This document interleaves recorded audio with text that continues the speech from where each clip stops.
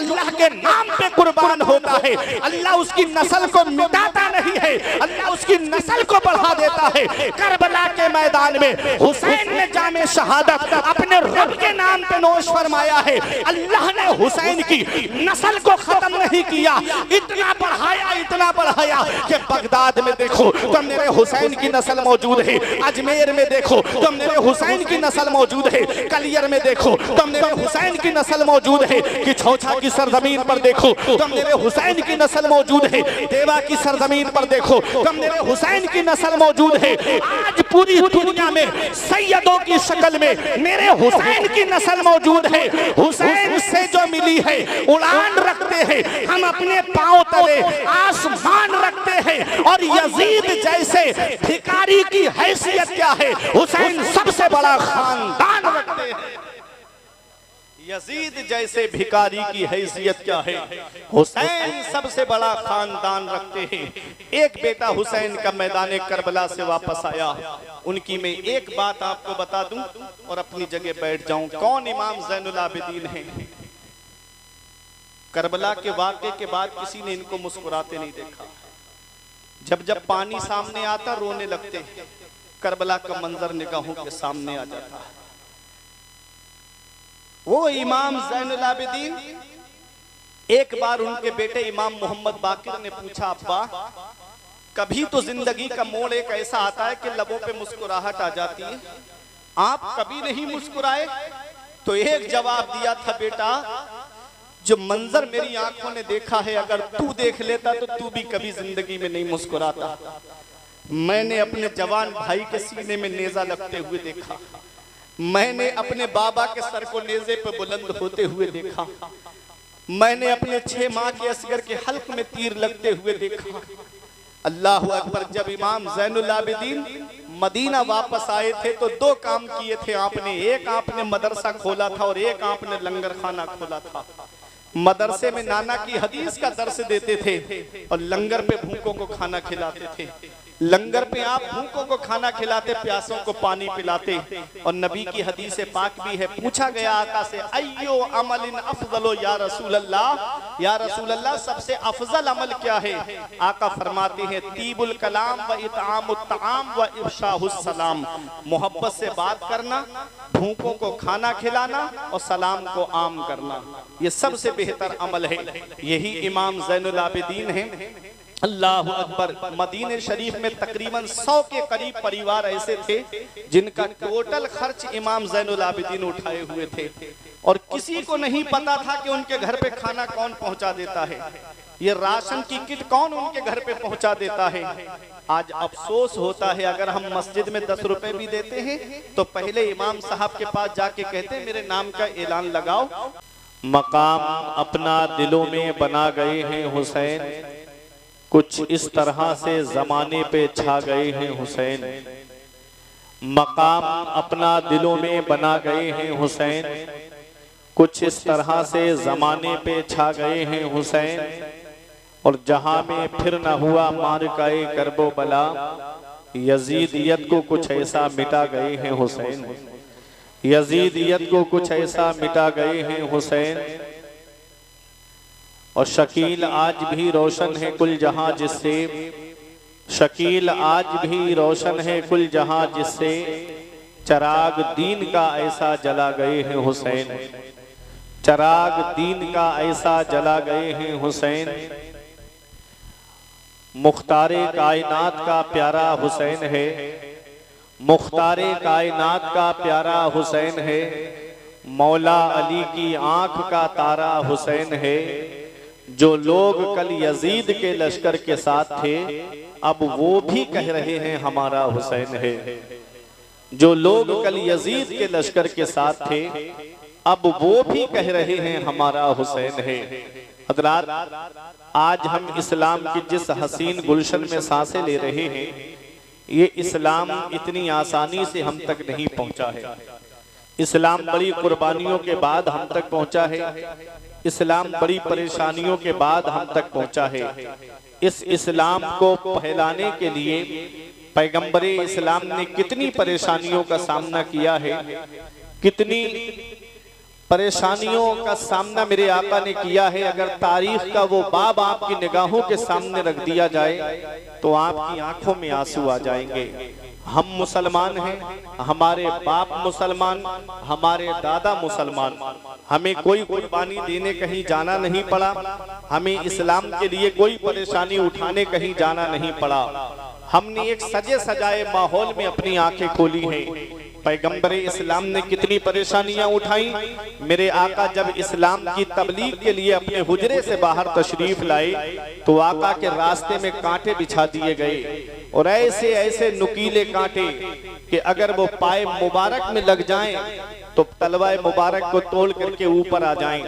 पैगंबर इस्लाम ने उस वक्त ये नहीं फरमाया, लोगों तुम मेरे रास्ते में कांटे बिछा रहे हो, तुम कितने भी मेरे रास्ते में कांटे बिछाते रहो, मैं तुम्हारे रास्ते में फूल बिछाता रहूंगा। ये फरमाया मेरे आका ने। पैगंबर इस्लाम जब बाहर तशरीफ लाए, एक जालिम ने ऐसा पत्थर का निशाना बांध के मारा कि नबी की मुकद्दस पेशानी पे आकर के लगा। वो नबी की मुकद्दस पेशानी जिसके बारे में मेरा इमाम कहता है, जिसके माथे शफाअत का सेहरा रहा, उस जबीने सआदत पे लाखों सलाम। नबी की मुकद्दस पेशानी से खून निकलने लगा।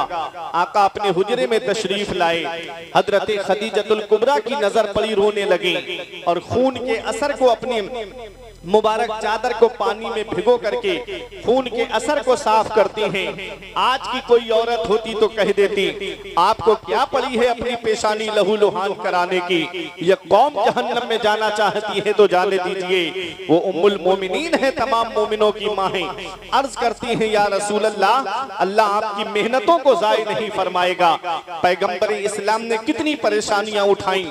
वो ताइफ का मैदान आज भी गवाह है। जो लोग उम्रा करने जाते हैं, जो लोग हज करने के लिए जाते हैं, वो गली आज भी देखते हैं जहां मेरे आका के ऊपर पत्थरों की बारिश की गई थी। मेरे आका जब ताइफ के मैदान में पहुंचे, चारों तरफ से पत्थरों की बारिश हो रही है। मेरे आका की नालैन शरीफ खून से भर गई थी। आका एक बाग के अंदर तशरीफ ले गए। एक फरिश्ते ने आकर कहा, आका मुझे इजाजत दे दो, मेरी हुकूमत हवाओं पर है, मेरी हुकूमत तूफानों पर है, मैं इन ताइफ वालों को पहाड़ों से टकरा के मार दूं। एक फरिश्ते ने कहा, आका मुझे इजाजत दे दो, मेरी हुकूमत बारिश पर है, मेरी हुकूमत तूफानों पर है, मुझे इजाजत दे दे, मैं इनके ऊपर इतनी बारिश करूं यहीं डूब करके मर जाएं। हजरत जिब्राइल अलैहिस्सलाम ने कहा, आका ये ताइफ दो पहाड़ों के बीच में बस्ती आबाद है, मुझे इजाजत दे दो, पहाड़ मिला देता हूं, यहीं पिस के मर जाएंगे। तो आका ने इरशाद फरमाया, फरिश्तों मैं इस दुनिया में कहरो गजब बनकर नहीं आया हूं, मैं तो रहमतुल लिल आलमीन बन के तशरीफ लाया हूँ, मैं तो सारे जहान के लिए रहमत बन के तशरीफ लाया हूँ। कितनी परेशानियां उठाई मेरे आका ने इस इस्लाम की खातिर। नबी ने मक्का छोड़ा, मदीने में आए, तब भी मेरे आका को चैन से बैठने नहीं दिया। कभी जंगे बदर हो रही है, कभी जंगे उहुद हो रही है, कभी जंगे खैबर, कभी गज़बए तबूक। अल्लाह अकबर। जब सन हिजरी 8 आती है और जब नबी ने मक्के को फतह किया है, मेरे आका 10,000 सहाबा का लश्कर लेकर के जब मक्के में दाखिल होते हैं, फातिहाना शान से मेरे आका तशरीफ लाए हैं। हजरत सैफुल्लाह खालिद इब्ने वलीद की जुबान से निकल गया, अल यौम यौमुल मलहमा, आज का दिन बदला लेने का दिन है, आज का दिन खूरेजी करने का दिन है, आज चुन चुन करके मारने का दिन है। आका फरमाते हैं, ओ सैफुल्लाह खालिद इब्ने वलीद, ये न कहो कि आज का दिन बदला लेने का दिन है, ये कहो अल यौम यौमुल मलहमा, आज का दिन रहम करने का दिन है, आज का दिन तो माफ करने का दिन है। वो भी निगाहों के सामने खड़े हैं जिन्होंने नबी के सगे चचा हजरत अमीर हमजा को शहीद किया था, वो भी निगाहों के सामने जिन्होंने नबी के सगे चचा का मुसला किया था। आज हमारे घर में अगर कोई किसी पे जुल्म कर दे तो जब उसका परिवार हमारे सामने आता है, हमारे दिल में खून जो है जोश, हमारे जिस्म में खून जोश मारने लगता है कि हम इससे बदला लेंगे, इसने मेरे परिवार को सताया है। आज जरा जरा सी बातों पे हम रिश्ते तोड़ देते हैं, आज जरा जरा सी बातों पे रिश्ते खत्म कर देते हैं। आओ जरा पैगंबर इस्लाम की शान देखो। आज जिस नबी की मोहब्बत में तुम यहाँ पर आए हो, उस नबी का जरा मकाम देखो। पैगंबर इस्लाम के सामने, निगाहों के सामने तमाम लोग हैं।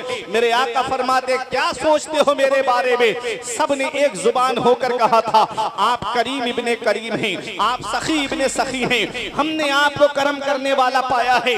आका इरशाद फरमाते हैं, आज मैं तुम सबसे वही कहूंगा जो मेरे भाई यूसुफ ने अपने भाइयों से कहा था, ला तसरीबा अलैकुमुल यौम, आज तुमसे कोई बदला नहीं लिया जाएगा। तुम सबके सब आजाद कर दिए गए हो, तुम सबके सब माफ कर दिए गए हो। आला हजरत की नजर पड़ी, बरेली से पुकार के कहते हैं, ये वही हैं जो बख्श देते हैं, ये वही हैं जो बख्श देते हैं। कौन इन जुर्मों पे सजा ना करे, दिल को उनसे खुदा जुदा ना करे, बेकसी लूट ले खुदा ना करे। ये मेरे नबी की शान है। पैगंबर इस्लाम ने इस इस्लाम को फैलाने के लिए कितनी परेशानियों का सामना किया।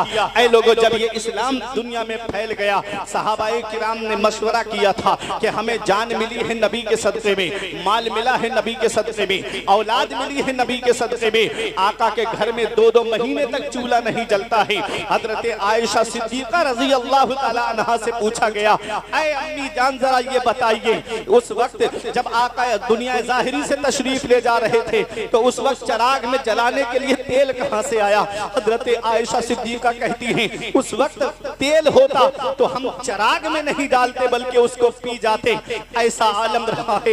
एक एक खजूर पे हजरत आयशा सिद्दीक़ा कहती हैं, हम खजूर को खाते उसकी गुठली फेंकते नहीं थे बल्कि उसकी गुठली को रख लेते थे और उसमें नमक लगा करके चूस करके गुजारा करते थे। इससे ये मत समझ लेना कि पैगंबर इस्लाम जो है, मेरे आका हुजूर सल्लल्लाहु अलैहि वसल्लम किसी चीज के मालिक व मुख्तार नहीं थे। मेरे आका दोनों आलम के मालिक व मुख्तार हैं। आला हजरत फरमाते हैं, वो मालिक कौनैन हैं, वो पास कुछ रखते नहीं, दो जहां की नेमतें हैं उनके खाली हाथ में। आका ने गरीबी को पसंद फरमाया है, आका ने गरीबी को महबूब फरमाया है।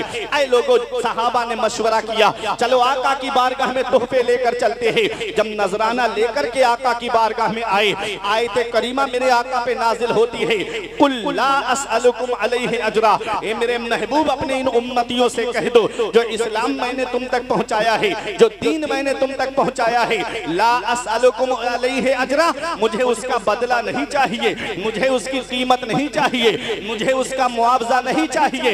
इल्लल मवद्दता फिल कुर्बा, तुम मुझे कुछ देना चाहते हो तो मेरे अहले बैत से मोहब्बत करो, मेरे घर वालों से मोहब्बत करो। वो अहले बैत कौन है? हजरत अब्दुल्ला इब्ने अब्बास रज़ी अल्लाह तआला अन्हुमा कहते हैं, आका वो आपके अहले बैत कौन है जिनकी मोहब्बत हमारे ऊपर वाजिब है? आका फरमाते, वो अली है, वो फातिमा है, वो हसन है, वो हुसैन है। क्या बात रज़ा उस चमनिस्ताने करम की, क्या बात रज़ा उस चमनिस्ताने करम की, ज़हरा है कली जिसमें हुसैन और हसन। कौन अहले बैत है? लोगों, अपना घर सबको प्यारा होता है, अपना वतन सबको प्यारा होता है, अपना मुल्क सबको प्यारा होता है। इस्लाम वो प्यारा मजहब है, इसने जब वतन की कुर्बानी मांगी तो सहाबा ने वतन को छोड़ दिया। इस इस्लाम ने माल की कुर्बानी मांगी, सहाबा ने माल कुर्बान कर दिया। इस इस्लाम ने औलाद की कुर्बानी मांगी, सहाबा ने औलाद कुर्बान कर दी। ऐ परेवा वैश वालों, तमाम की कुर्बानी को एक जगह जमा कर दिया जाए तो करबला में हुसैन की कुर्बानी का जलवा निगाहों के सामने आ जाए। कौन हुसैन है? हाँ ने हुसैन के नाम में 4 हर्फ हैं, हा, सीन, या, नून मिला के हुआ हुसैन। चारों हर्फ अलग अलग पैगाम दे रहे हैं। हाँ ने कहा हक वाला हुसैन, सीन ने कहा सजदे में सर कटाने वाला हुसैन, या ने कहा याद खुदा में मस्त रहने वाला हुसैन, नून ने कहा नाना की उम्मत को बचाने वाला हुसैन। हम जिए कैसे उस इंसान के जीने की तरह, खून भी अपना नहीं जिसके पसीने की तरह। जब से देखा है किताबों में हुसैनो मिन्नी, तो करबला भी मुझे लगता है मदीने की तरह। कौन हुसैन है? अपना घर सबको प्यारा होता है।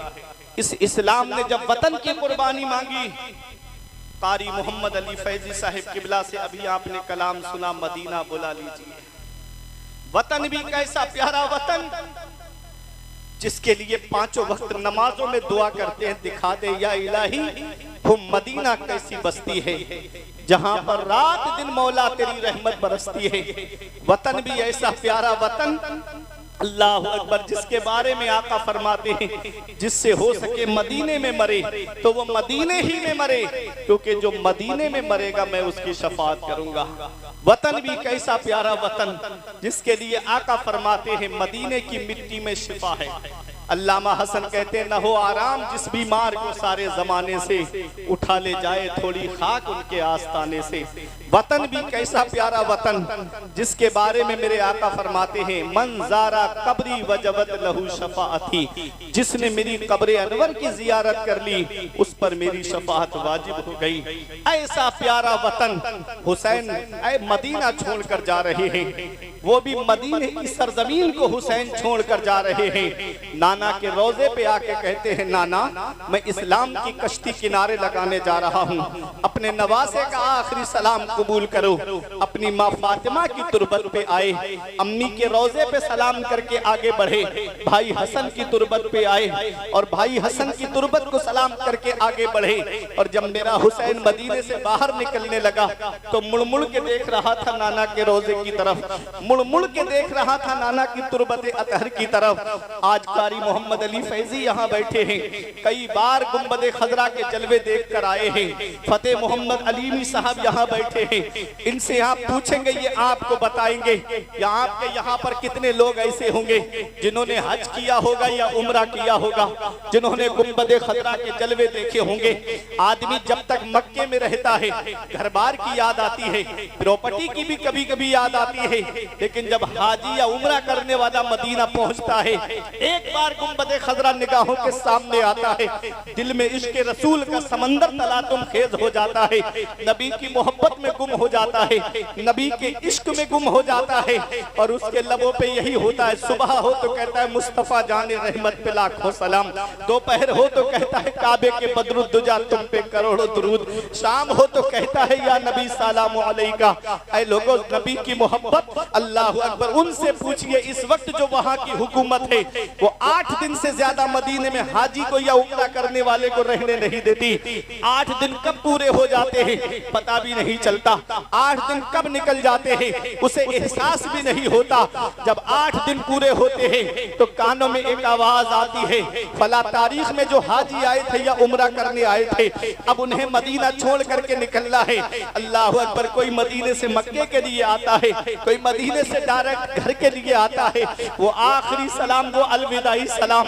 अल्लाह अकबर, एक आशिक से पूछिए जब गुंबद खतरा पे सलाम करने के लिए जाता है और जब आका के रोजे पे अलविदाई सलाम करके जब वापस होता है सुनहरी जालियां पकड़ के कहता है मौला इस दयार में आने के लिए पूरी जिंदगी दुआ करता रहा, दिखा दे या इलाही वो मदीना कैसी बस्ती है जहां पर रात दिन मौला तेरी रहमत बरसती है। मौला गुंबद खजरा के जलवों में गुम हो गया, 8 दिन कब निकले मौला पता भी नहीं चला। ए मेरे मौला तू मुझे जिंदगी दे, मौला तू मुझे माल दे, दौलत दे, तो एक बार अपने महबूब का रोजा और दिखा देना। यही तमन्ना लेके आता है कि एक बार अपने महबूब का रोजा और दिखा देना मेरे मौला। अल्लाह अकबर, ये एक आशिक है, 8 दिन मदीने में रहने वाला हाजी या उम्रा करने वाला जब गुंबद खजरा के जलवे देख करके वापस होता है, जब मदीने से रुखसत होता है तो उसके दिल की कैफियत मैं आपको बताना चाहता हूँ। मैंने खुद हाजियों की जुबानी सुना, मैंने खुद उम्रा करने वालों की जुबानी सुना कि जब गुंबद खजरा पे सलाम करके जब हाजी वापस होता है तो आंखों से आंसू रोके नहीं रुकते हैं। सामान्य सफर तैयार करता है हाजी मगर आंसू नहीं रुकते, आंसुओं के सैलाब को आस्तीन में जज्ब करता है हाजी और अपना सामान लेकर के सवारी की तरफ बढ़ता है। घंटों बैठ करके बसों में रोते हुए आशिकों को हमने देखा और सुना है। अल्लाह अकबर, जब तक फ्लाइट में बैठ करके रोता है आशिक। और शायर ने कहा था तैबा से लौटना किसी आशिक से पूछिए, तैबा से लौटना किसी आशिक से पूछिए, ऐसा लगा कि रूह बदन से निकल गई। और अल्लामा हसन कहते हैं मर के जीते हैं जो जाते हैं मदीना ऐ हसन, और जी के मरते हैं हैं जो आते हैं मदीना छोड़कर। अल्लाह अकबर, मदीने की सरजमीन को 8 दिन मदीने में रहने वाला हाजी जब छोड़े, उम्रा करने वाला जब मदीने की सरजमीन को छोड़े तो आंखों से आंसू रोके नहीं रुके।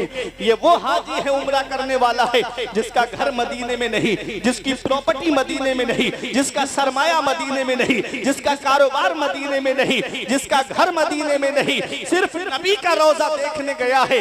तब मोहब्बत का ये आलम है। अरे बिन देखे जब ये आलम है तो दीदार का आलम क्या होगा। अल्लाह अकबर, अभी इसने नबी के रोजे का दीदार किया है, नबी के जलवों को नहीं देखा है।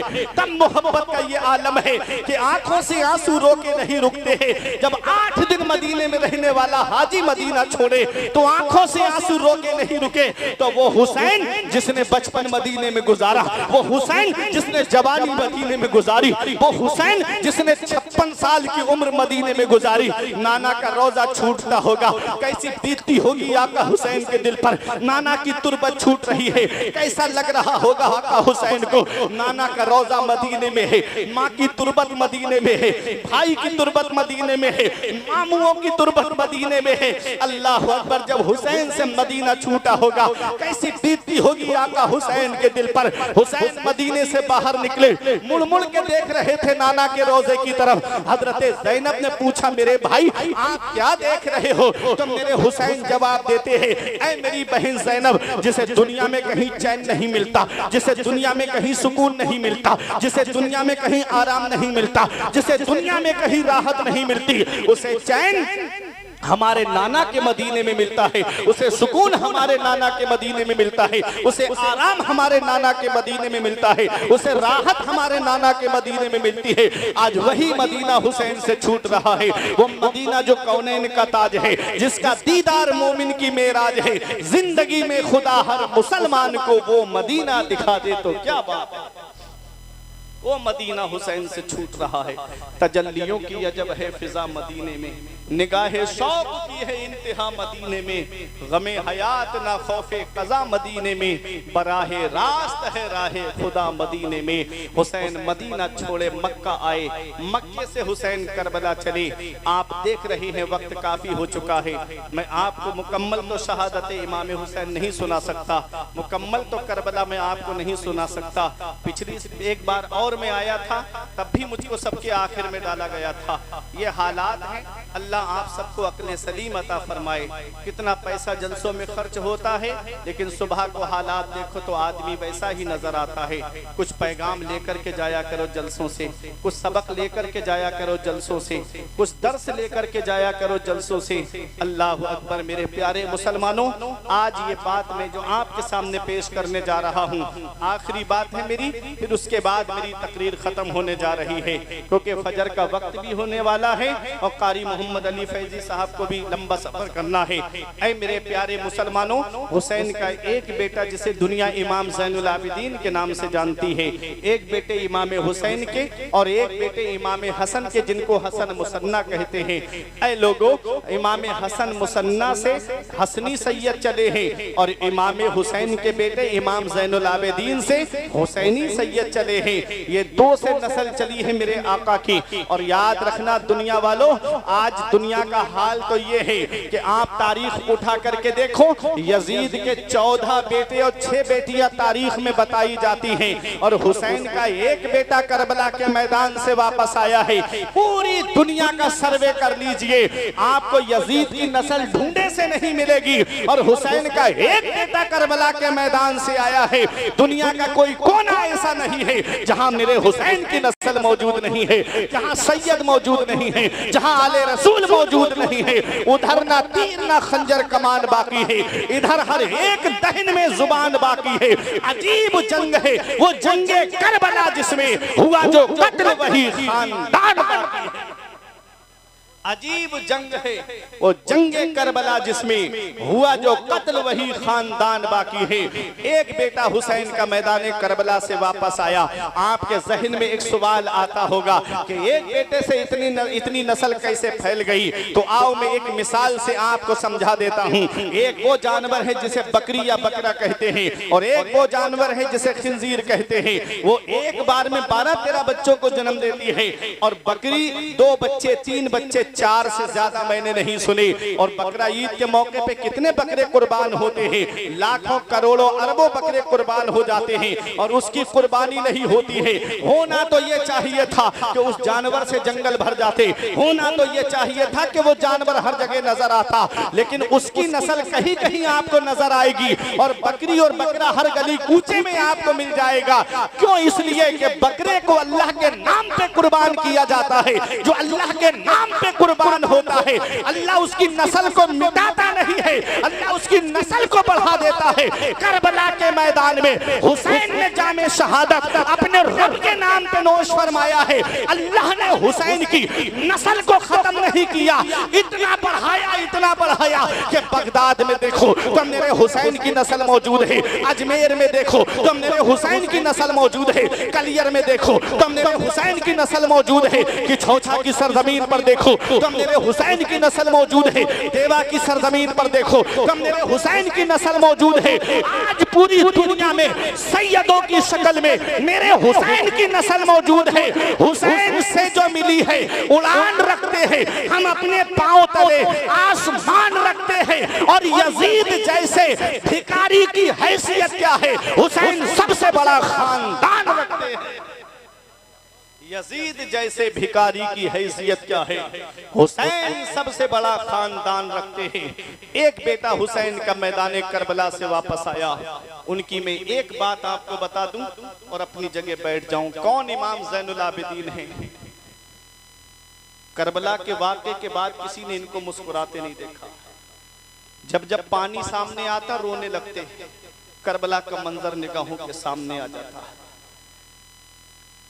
वो इमाम ज़ैनुल आबिदीन, एक बार उनके बेटे इमाम मोहम्मद बाकिर ने पूछा, अब्बा कभी तो जिंदगी का मोड़ एक ऐसा आता है कि लबों पे मुस्कुराहट आ जाती है, आप कभी नहीं मुस्कुराए? तो एक जवाब दिया था, बेटा जो मंजर मेरी आंखों ने देखा है, अगर तू देख लेता तो तू भी कभी जिंदगी में नहीं मुस्कुराता।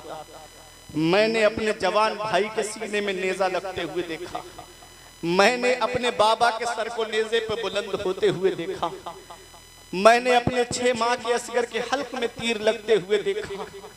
अल्लाह अकबर। जब इमाम ज़ैनुल आबिदीन मदीना वापस आए थे तो 2 काम किए थे आपने। एक आपने मदरसा खोला था और एक आपने लंगर खाना खोला था। मदरसे में नाना की हदीस का दर्स देते थे और लंगर पे भूखों को खाना खिलाते थे। लंगर पे आप भूखों को खाना खिलाते, प्यासों को पानी पिलाते। और नबी की हदीस पाक भी है, पूछा गया आका से, अय्यो अमलिन अफजलो या रसूल अल्लाह, या रसूल अल्लाह सबसे अफजल अमल क्या है? आका फरमाते हैं, तीबुल कलाम व इतआमुत तआम व इफ्शाहुस सलाम, मोहब्बत से बात करना, भूखों को खाना खिलाना और सलाम को आम करना, ये सबसे बेहतर अमल है। यही इमाम ज़ैनुल आबिदीन हैं। अल्लाह अकबर। मदीने शरीफ में तकरीबन 100 के करीब परिवार ऐसे थे जिनका टोटल खर्च इमाम ज़ैनुल आबिदीन उठाए हुए थे और किसी को नहीं पता था कि उनके घर पे खाना कौन पहुंचा देता है, ये राशन की किट कौन उनके घर पे पहुंचा देता है। आज अफसोस होता है, अगर हम मस्जिद में 10 रुपए भी देते हैं तो पहले इमाम साहब के पास जाके कहते हैं मेरे नाम का ऐलान लगाओ ताकि लोगों को पता चले कि मैंने मस्जिद में 10 रुपए दिए हैं। अगर किसी गरीब को कपड़े दे देते हैं तो 4 जगह चौराहों पे जिक्र करते हैं कि मैंने फला गरीब को कपड़े दिए थे। ये हाल आज हमारा है। आओ जरा हुसैन के बेटे की शान देखो। इमाम ज़ैनुल आबिदीन तकरीबन 100 परिवार ऐसे मदीने शरीफ में जिनका टोटल खर्च आप उठाए हुए थे। एक दिन इमाम मोहम्मद बाकिर उनके बेटे ने कहा, अब्बा जान आप बुजुर्ग हो गए हैं, बूढ़े हो गए हैं, आप अपनी पीठ पे बोरी लाद करके लेकर के जाते हैं रात में, बाबा आप मुझे इजाजत दे दो, आपका जवान बेटा कब काम आएगा, मुझे इजाजत दे दो, मैं उनके घरों पे ये सामान पहुंचा के आ जाता हूँ। तो हुसैन के बेटे की शान देखो, फरमाते हैं बेटा अगर मैं तुझे उनके घरों पे भेजूंगा तो मुझे उनके नाम भी तुझे बताना पड़ेंगे और मैं नहीं चाहता कि किसी को पता चले कि मदीने शरीफ में फला परिवार गरीब का है, उसका नाम जाहिर हो जाए। अल्लाह अकबर। आज हमारा हाल, अगर कोई एक केला भी किसी मरीज को देता है तो पहले फोटो खींच करके उसको फेसबुक पे डालता है। लॉकडाउन में नहीं देखा किसी गरीब को आपने कि एक औरत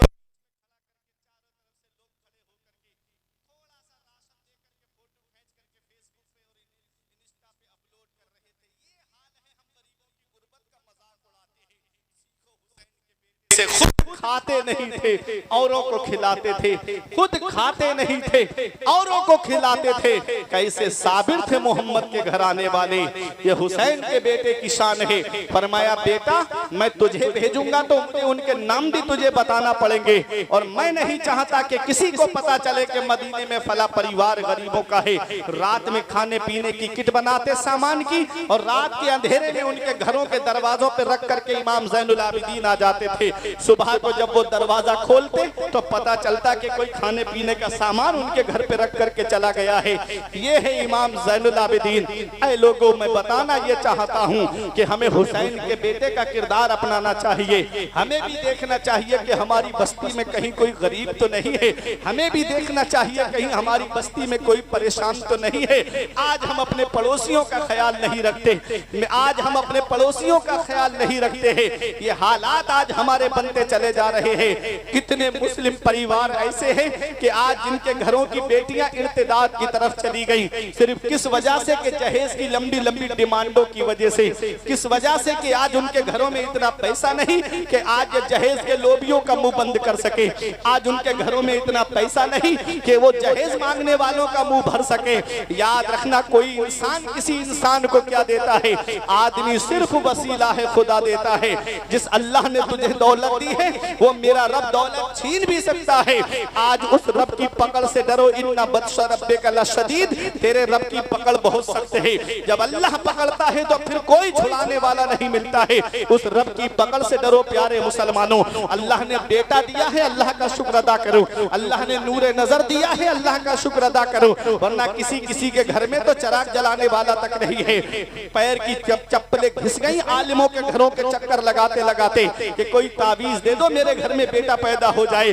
पीरों से दुआ कराते कराते कि हजरत दुआ कर दो मेरे घर में चिराग जलाने वाला आ जाए। अल्लाह ने बेटा दिया है, अल्लाह का शुक्र अदा करो। पता नहीं कि कब घर का चिराग गुल हो जाए, इसलिए उस रब का शुक्र अदा करते रहो और उस रब की पकड़ से डरते रहो। मैंने दुनिया का हाथ जायजा लिया है, मैंने हालात को देखा है कि ससुराल के पैसे से कोई अमीर नहीं होता है। ये ससुराल से जो मिलता है 1-2 साल में खत्म हो जाता है। ससुराल की चौखट पे मत मांगो, मांगना है तो मदीने वाले मुस्तफा की चौखट पे मांगो, अपने आका की बारगाह से मांगो। ससुराल वाले देंगे 2-3 साल में खत्म हो जाएगा, और मदीने वाले देंगे तो नस्लें खाएंगी, तब भी उसकी बरकत खत्म नहीं होगी, तब भी उसकी बरकत घर से नहीं जाएगी। याद रखना, शायर ने पुकार करके कहा था और बड़े अच्छे अंदाज में कहा था कि मांगेंगे मांगी जाएंगे, मुंह मांगी पाएंगे, सरकार में ना ला है ना हाजत अगर की है। मेरा ईमान कहता है मांगेंगे मांगी जाएंगे,